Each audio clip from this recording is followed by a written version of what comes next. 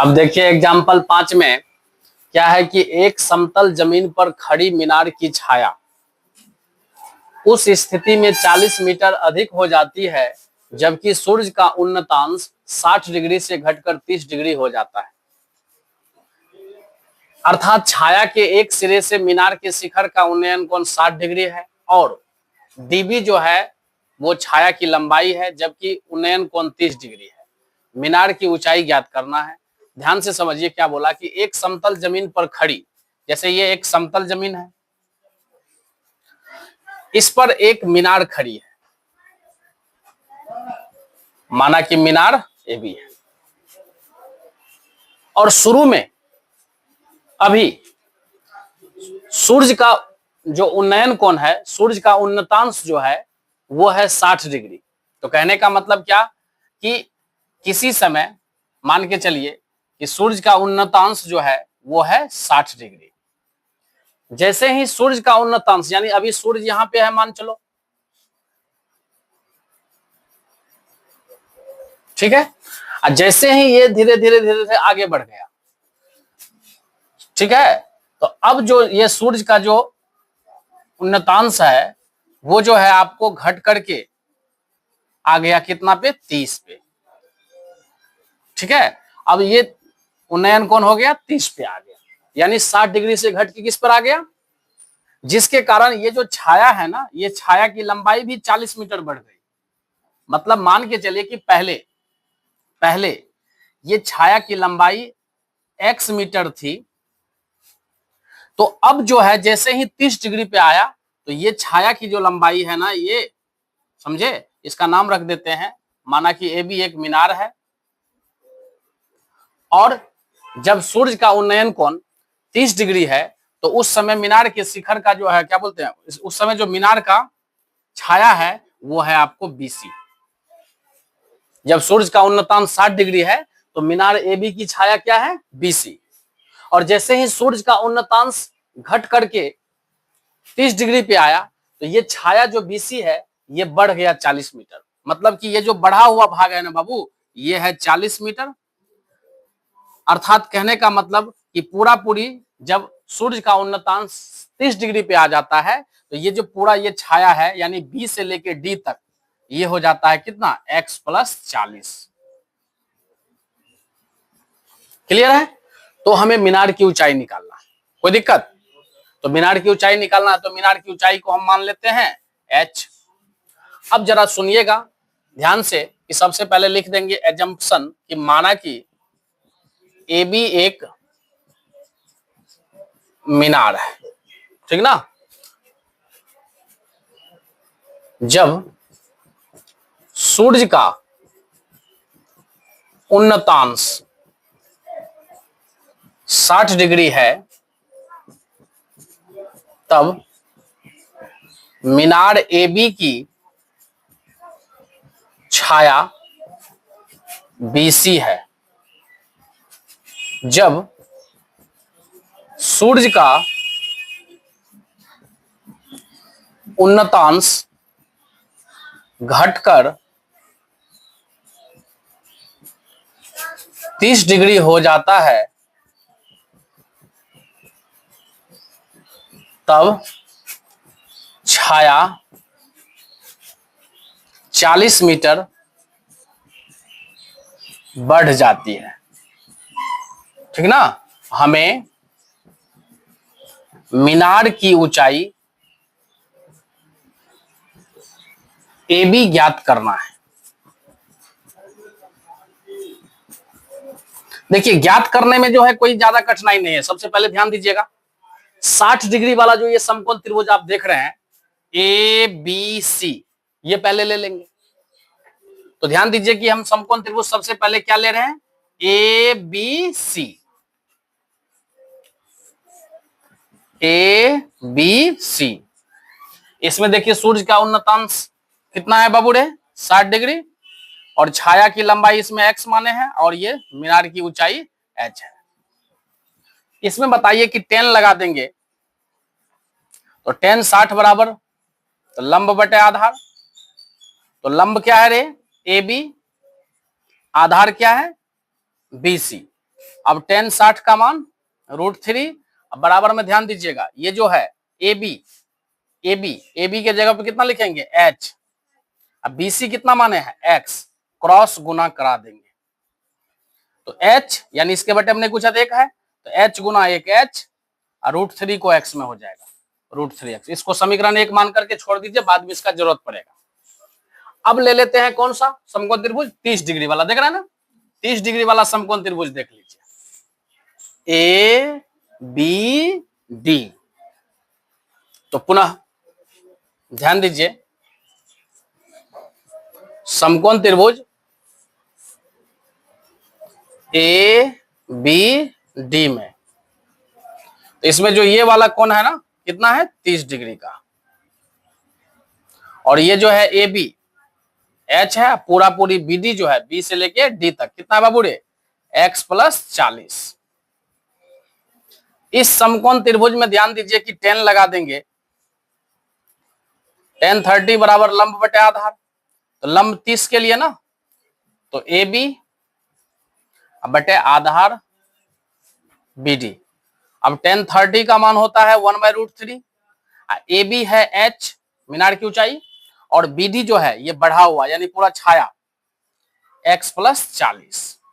अब क्रॉस गुना कर देंगे तो √3 को h में हो जाएगा, √3h, x + 40 को 1 से हो जाएगा x + 40। अब ध्यान दीजिएगा कि समीकरण 1 से यहां पर h का मान अगर हम रख दें √3x तो हमको x निकल जाएगा, ध्यान दीजिएगा। अब इसके बाद √3 इंटू h के जगह पे क्या रख देंगे √3x, अब बराबर में क्या है बाबू रे x + 40। यहां जो मान रखे हैं वो कहां से रखे हैं, लिख देते हैं समीकरण 1 से। अब इसके बाद √3 इंटू √3 3 हो जाएगा, बराबर में x + 40 प्लस x को उस साइड कर देंगे बराबर में 40। इस प्रकार से ये हो जाएगा 2x बराबर 40 और 2 से काट देंगे ये 20 बार। इस प्रकार से आपको x का मान निकल गया 20 मीटर। ध्यान दीजिएगा हमें निकालना है मीनार की ऊंचाई, किसकी ऊंचाई, और मीनार की ऊंचाई यानी h निकालना है। तो समीकरण 1 में अगर x के जगह पे रख देंगे मान तो h ने निकल गया, बोलिए हाँ या ना। तो लिख देंगे लास्ट में अब क्या कि समीकरण 1 से, समीकरण 1 से h बराबर क्या है बाबू रे √3 इंटू x, x के जगह पे मान बैठा देंगे 20। इस प्रकार से ये निकल गया 20√3 मीटर। समझ में आ गया ना, कोई दिक्कत, 20√3 मीटर हो गया। अब देखिए ये क्वेश्चन नंबर जो एग्जाम्पल में 6 नंबर का है, ये कई बार जो है आपको परीक्षा में भी आया हुआ है 5 मार्क्स में। इसमें क्या है कि एक बहुमंजिल भवन के शिखर से देखने पर, एक बहुमंजिल भवन है, समझ गए ना, मतलब कि उसमें कई सारा फ्लोर है, बहुत सारा जो है उसमें, जैसे नहीं कहता है ये 2 माला है, 3 माला है, 4 माला है, 5 माला है, नहीं कहता है, उसी तरह से ये बहुमंजिल भवन है। तो एक बहुमंजिल भवन के शिखर से देखने पर एक 8 मीटर ऊंचे भवन के शिखर और तल के अवनमन कोण क्रमशः 30 डिग्री और 45 डिग्री है। तो कहता है कि बहुमंजिल भवन की ऊंचाई और दोनों भवनों के बीच की दूरी, 2 तरह का भवन है, एक है बहुमंजिल, एक है 8 मीटर ऊंचे भवन। ध्यान दीजिएगा, देखिए कि ये जमीन का तल है, इस पे एक क्या है 8 मीटर ऊंचे भवन है, एक जो है 8 मीटर ऊंचे भवन है और एक बहुमंजिल भवन है, एक बहुमंजिल भवन है, एक 8 मीटर ऊंचे भवन है। ध्यान दीजिए, तो माना कि ए बी एक 8 मीटर ऊंचे भवन है। उसके बाद ध्यान दीजिएगा एक है बहुमंजिल भवन, तो बहुमंजिल भवन का नाम रख देते हैं सी डी।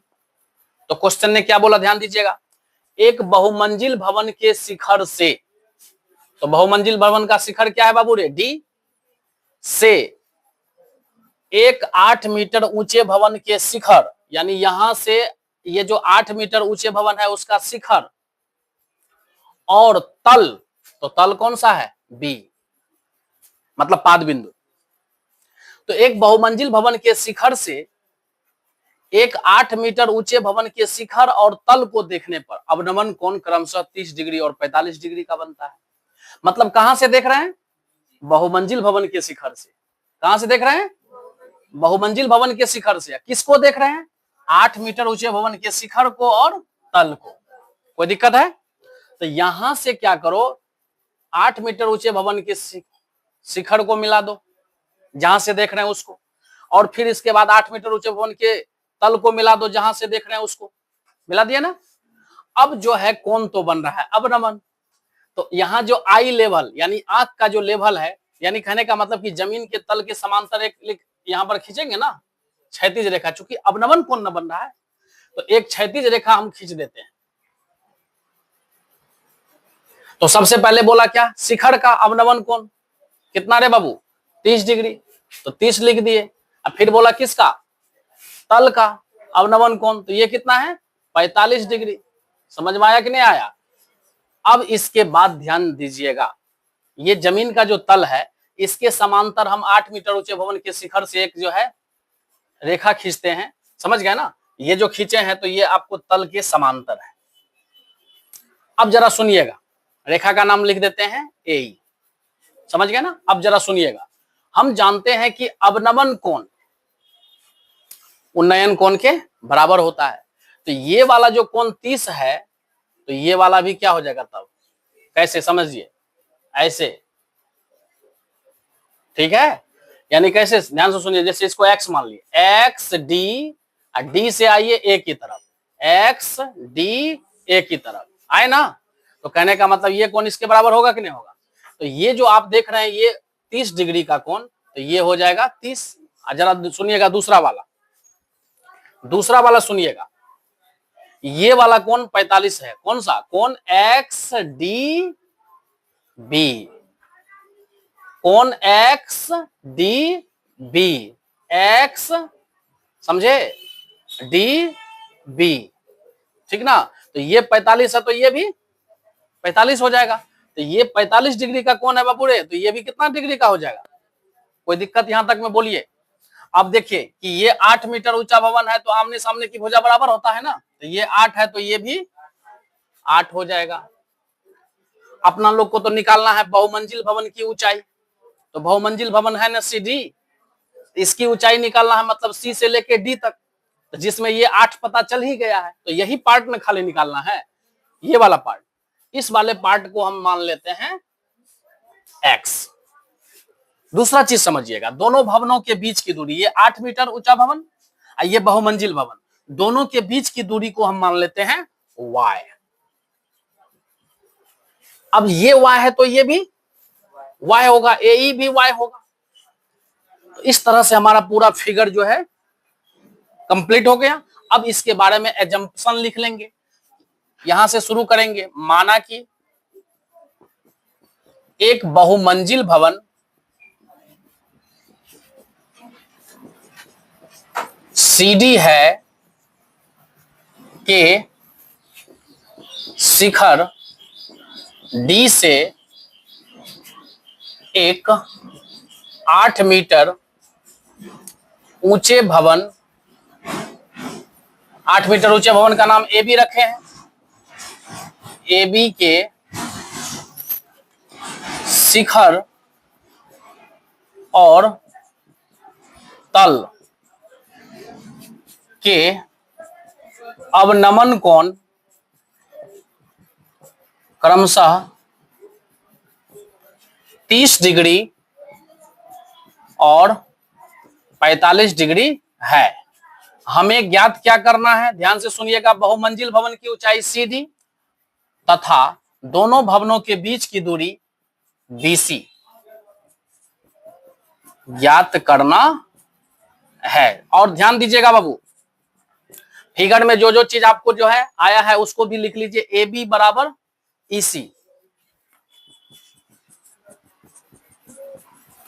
8 मीटर, और उसके बाद BC बराबर AE, और उसको हम लोग माने हैं Y मीटर, और उसके बाद इस पार्ट को ये DE वाला पार्ट को माने हैं X मीटर, अब ध्यान दीजिए कि हमारे पास दो समकोण त्रिभुज लेना है। कौन कौन सा, ध्यान दीजिएगा। सबसे पहले ये 30 वाला, ध्यान दो। तो ये 30 वाला जब लोगे तो कौन सा समकोण त्रिभुज लोगे, डी ई ए। बात समझ में आ रहा है क्या। और जब लेंगे 45 वाला तब कौन सा लेंगे बाबू रे, ये वाला देख लो, यानी डी सी बी। कोई दिक्कत। तो चलिए हम लोग स्टार्ट करते हैं। सबसे पहले लेते हैं 30 वाला। 30 वाला समकोण त्रिभुज कौन सा है, डी ई ए। ये है कितना डिग्री का, 30 डिग्री का। और डी को माने हैं अपना लोग एक्स, और ये वाला पार्ट क्या है बाबू रे, वाई। एक बार देख लो फिर से, डी ई ए है ना। ये 30 वाला जो है, तो इसमें ये वाला पार्ट क्या है, एक्स है, और ये वाला क्या है, वाई। तो इस समकोण त्रिभुज में बताइए, इसके लिए 10 लगा देंगे तो 10 30 बराबर लंब बटे आधार। तो 30 के लिए लंब क्या है बाबू रे, एक्स, आधार क्या है, वाई, बराबर। आप देखिए आगे, 10 30 का मान 1/√3 बराबर में एक्स बटे वाई। क्रॉस गुना कर देंगे, तो क्रॉस गुना कर देंगे तो देख लीजिए, y को ऊपर में हो जाएगा 1 से, और √3 को x से। ये हो गया समीकरण 1। अब दूसरा ध्यान दीजिएगा, पुनः दूसरा समकोण त्रिभुज कौन सा, ध्यान दीजिएगा एक बार। देखिए ये 45 वाला जब लीजिएगा तो ये वाला हुआ कि नहीं हुआ, डी सी बी। तो लिखते हैं डी सी बी। और ये वाला कौन कितना है रे, 45 डिग्री। और ये डीसी, ध्यान दीजिएगा, पूरा पूरी ये डीसी की मैं बात कर रहा हूं, डीसी, पूरा पूरी डीसी। तो ध्यान दो, यहां से यहां तक क्या है, एक्स, और यहां से यहां तक 8। तो ये पूरा पूरी हो जाएगा x + 8 मीटर। इसके बाद जो ये बीसी है, इसको हम लोग क्या माने हैं, y। अब इस समकोण त्रिभुज में बताइए कि 45 के लिए जब हम 10 लगा देंगे तो 10 45 बराबर, तो लंब बटे आधार होता है। तो 45 के लिए लंब ये हुआ सामने वाली भुजा, x + 8 अब बटे आधार y। 10 45 का मान कितना होता है बाबू रे, 1 होता है। और ध्यान दो कि x + 8 बटे y। अब कर देंगे क्रॉस गुना। तो क्रॉस गुना जब कीजिएगा तो y को 1 में हो जाएगा तो y हो जाएगा, अब बराबर में x + 8। अब यहां पर देखिए कि y का मान हम लोग निकाले हुए हैं, √3x निकाले हुए है ना। तो हम y के जगह पे यहाँ पे क्या करेंगे, √3x रख देंगे। अब बराबर में x + 8 है, कहां से रखे हैं वो लिख देते हैं, समीकरण 1 से। अब x वाला को एक साइड कर दो। तो जब एक साइड करोगे ना तो देखो ध्यान से क्या आएगा, √3x, ये +x उधर चला जाएगा, -x, अब बराबर में 8। यहां पर देखो बाबू रे x कॉमन आ जाएगा, तो √3 -1 बराबर में 8। अब ये देखिए गुना में ना है, उधर जाएगा तो बट्टे में हो जाएगा। तो x बराबर निकल गया 8 बटे √3 - 1। अब इसको हम परिमेयकरण भी कर सकते हैं, और न इतना पर भी छोड़ देंगे तो कोई दिक्कत नहीं है। इसके बाद देखिए अब बताते हैं। अब देखिए हम इसका परिमेयकरण करते हैं हर का, क्योंकि हमें x का जो मान आया है वो क्या आया है बाबू रे, 8 बटे √3 - 1। अब इसके हर का जब परिमेयकरण करेंगे तो हर में है √3 - 1, तो इसका चिन्ह बदल करके ऊपर और नीचे गुना कर देंगे। तो गुना कर देंगे तो ऊपर में तो देखिए 8 से इसको तो लिखेंगे 8 × √3 + 1। और नीचे में क्या है, ये सूत्र पे बैठ जाता है, a - b × a + b। तो हो जाता है √3 का स्क्वायर -1 का स्क्वायर, मतलब a² - b²। तो 8 × √3 + 1 अब बट्टे, ध्यान दीजिएगा रूट उड़ जाएगा 3, 1 का स्क्वायर 1। तो ये x बराबर निकल गया 8 × √3 + 1 बटे 2। तो 2 से ये 4 बार में कट गया बाबू रे। तो x का मान निकल गया 4 × √3 + 1। अब ध्यान दीजिएगा कि हमें मीनार की ऊंचाई निकालना है। सॉरी, मीनार नहीं है यहाँ पर, बहुमंजिला भवन। तो बहुमंजिल भवन सीडी ना, ये पूरा पूरी सीडी कितना होगा, तो हम लोग को एक्स निकल गया है ना, तो अब निकाल देते हैं। अब बहुमंजिल भवन की ऊंचाई यानी सीडी बराबर ये सीडी, तो देखो तो सीई प्लस डी।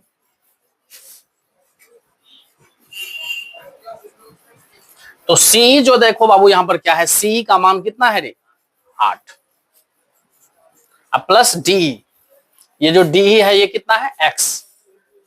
तो एक्स का मान वो वाला बैठा देंगे। अब हो गया, बहुमंजिल भवन की ऊंचाई निकल गया कि नहीं निकल गया।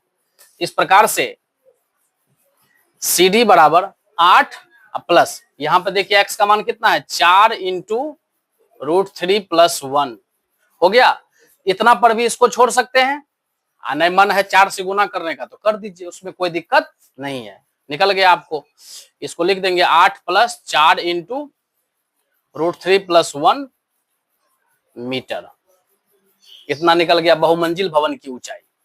और दूसरा क्या निकालना था रे, दोनों भवनों के बीच की दूरी, ये बीसी भी न निकालना है। तो पुनः ध्यान दीजिएगा, बीसी निकालना है, बीसी मतलब वाई, बीसी का मतलब वाई का मान। और देखिए समीकरण 1 में वाई का मान कितना है, √3x, कितना है बाबू रे, यहाँ पे √3x रख दिया वाई की जगह पे। अब आपको क्या करना है, √3 इंटू एक्स का मान, तो x का मान कितना निकाले हैं, 4 इंटू √3 + 1, ध्यान दीजिएगा 4 इंटू √3 + 1 हो गया। इतना पर भी छोड़ सकते हैं, नहीं तो 4 से गुना कर देंगे अंदर में, तब √3 से कर देंगे, समझ गए ना। तो आपके हाथ में है, अब इसको आगे बढ़ाना है बढ़ा सकते हैं, नहीं बढ़ाना है यहां तक भी छोड़ सकते हैं, कोई दिक्कत। अब देखिए एग्जाम्पल 7 में, एक नदी के पुल के एक बिंदु से नदी के सम्मुख किनारों के अवनमन कोण क्रमशः 30 डिग्री और 45 डिग्री है। यदि पुल किनारों से 3 मीटर की ऊंचाई पर है, तो कहता है कि नदी की चौड़ाई क्या है। ठीक है, अब जरा ध्यान दीजिएगा, नदी की चौड़ाई निकालना। देखिए कहने का मतलब यह हुआ कि जैसे मान के चलिए इस तरह से नदी बह रही है, ठीक ना, तो इस पर जो पुल होगा वो इस तरह से होगा, इस तरह से पुल होगा कि नहीं होगा। अब बोला क्या कि पुल के एक बिंदु से नदी के सम्मुख किनारों, मतलब क्या, इस किनारे का और इस किनारे का अवनमन कोण क्रमशः 30 डिग्री और 45 डिग्री है। तो ध्यान दीजिए यहां पर हम लोग क्या करते हैं, एज्यूम करते हैं इस तरह से ये नदी बह रही है, ठीक ना, इस तरह से बह रही है, इस पर ये पुल है, ठीक है। तो क्या बोला कि पुल के एक बिंदु से, तो पुल पर मान के चलिए एक बिंदु ए है, सम्मुख किनारों यानी एक इधर है किनारा एक उधर है, आमने सामने है, तो सम्मुख किनारा हुआ कि नहीं हुआ। तो इस बिंदु से इस किनारे का अवनमन कोण 30 डिग्री है और इस किनारे का अवनमन कोण 45 डिग्री है। तो कहता है ये नदी की चौड़ाई, ये नदी की चौड़ाई निकालने के लिए। और दूसरी बात, ये पुल का जो ये ऊंचाई है ना, नीचे जमीन के मतलब नदी के तल से जो ये ऊंचाई है, ये आपको दिया हुआ है कितना, 3 मीटर। एक बार फिर से फिगर समझिए, ये है पुल XY, समझ गए ना। पुल के एक बिंदु ए से नदी के सम्मुख किनारों, मतलब एक दोनों तरफ किनारा है, तो एक किनारा इधर एक किनारा इधर, तो इस किनारे को हम बी से, पॉइंट बी से माने और उसको सी से। तो पुल के एक बिंदु से किनारा बी का, पुल के एक बिंदु ए से किनारा सी का जो अवनमन कोण है, तो इसके लिए हमको दोनों किनारा को ए से मिलाना पड़ेगा। तो वहां से किनारा बी का अवनमन कोण कितना है बाबू रे, 30 डिग्री, कितना है, 30 डिग्री। और ध्यान दीजिएगा दूसरा, पुल के बिंदु ए से किनारे सी का अवनमन कोण कितना है? 45 डिग्री। तो पूछ रहा है अपना लोगों को नदी की चौड़ाई, मतलब ये, समझे? तो ये कैसे निकलेगा। और दूसरा चीज, पुल का जो हाइट है, यानी यहां से जो ऊंचाई है, समझे, ये ऊंचाई जो है हम लोग को दिया हुआ है कितना? 3 मीटर। चलिए इस बिंदु का नाम हम डी दे देते हैं। अब क्या करेंगे, सबसे पहले एजम्पशन मानेंगे कि माना कि एक्स वाई एक पुल है, पुल के एक बिंदु ए से सम्मुख किनारों बी और सी के अवनमन कोण क्रमशः 30 डिग्री और 45 डिग्री है। हमें नदी की चौड़ाई BC ज्ञात करना है। ध्यान दीजिएगा बाबू, दो समकोण त्रिभुज यहां पर देखो बन रहा है कि नहीं बन रहा है, एक ADB, और एक चीज ध्यान दीजिएगा, अवनमन कोण उन्नयन कोण के बराबर होता है। अवनमन कोण उन्नयन कोण के बराबर होता है। तो एक बार लेंगे ये 30 वाला समकोण त्रिभुज ADB, कौन सा? ADB। इसमें जो ये BD है ना, इसको मान लेते हैं x, और उसमें जो CD है ना, उसको मान लेते हैं y। तो नदी की चौड़ाई करेंगे तो x प्लस y। तो हम इस समकोण त्रिभुज से x निकाल लेंगे और उस समकोण त्रिभुज से y निकाल लेंगे। तो आइए इस समकोण त्रिभुज में देखिए, समकोण त्रिभुज ADB